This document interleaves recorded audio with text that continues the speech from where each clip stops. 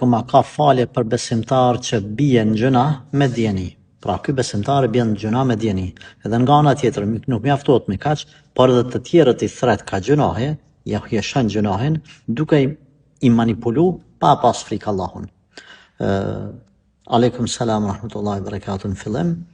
Themi pastaj besimtari i tillë i bën dy gabime, një që po bën vetë gjunahin edhe gabimi i dytë që po i thret të tjerët në mëkat. Sepse ky nuk po i mjafton gjunahi për veti, po do me bë edhe shok për xhehenam, Allah na ruaj. Por themi që ky e ka gjunahin e plot, plus e ka gjunahin e dytë, krejt atyne që i ka ftu, që i ka manipulu, ka mëkati, e ka dhe gjunahin atyne.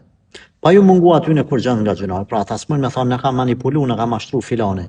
Jo, ju bëft mirë juve gjunahi, po kjo e ka dhe gjunahin që e keni bëj ju, qysh e keni ju 100% edhe kjo e ka.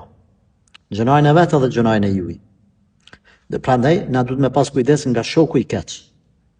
Me veç me nejtë me njerës të cilët e njekin rrugën e Zotit. Veç me halal.